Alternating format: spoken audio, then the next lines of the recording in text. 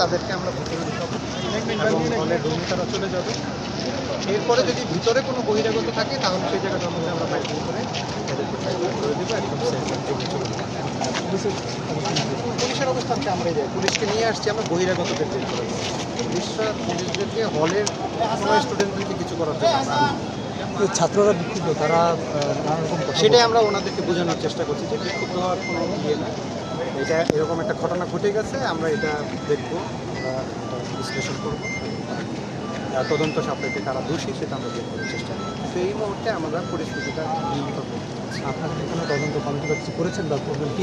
এইটা আমাদের প্রসেসিংয়ে আছে, ডিসি স্যার মিটিং করছে, এটা জানাবেন। এখন মিটিং চলছে। হ্যাঁ, মিটিং চলছে।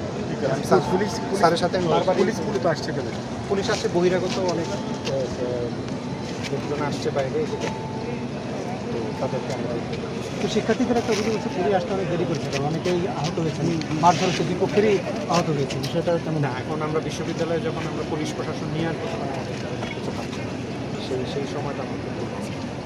আর এই জায়গাতে তো লোক প্রচুর ছিল, সেই লোকগুলিকে সেই ওদিক থেকে বের করে দিয়ে সামনের দিকে আনতে আমাদের একটু সময় লেগেছে, কারণ আমরা চানখারপুর থেকে শুরু করেছি। কত শিক্ষার্থী আহত হয়েছে আপনারা কোনো হিসেব করেছেন? এইটা আমাদের কিছু সংখ্যক শিক্ষার্থী আহত হয়েছে, তো সেই জায়গাতে আমাদের প্রক্রিয়াল মোবাইল টিম আছে এবং তারা সেই জায়গাতে ওনাদের যে সমস্ত সেবা শুশ্রূষা দেওয়ার দরকার। সংখ্যাটা কেমন হতে পারে যারা আহত হয়েছে? সংখ্যাটা এই মুহূর্তে আমি একদম পারফেক্টলি বলতে পারি। আনুমানিক আপনারা কোনো ধারণা তো পেয়েছেন? মেডিকেল করতে পেয়েছেন, আমরা মেডিকেলের ওনাদের সাথে যোগাযোগ করেছি, বলছে যে আমাদেরকে জানাবো। আমার সাথে প্রতিনিয়ত প্রিন্সিপাল মহোদয়ের সাথে কথা হচ্ছে, ডিএসপি মহোদয়ের সাথে কথা হচ্ছে। তাদের চিকিৎসা সেবা দেওয়ার জন্য কি নির্দেশনা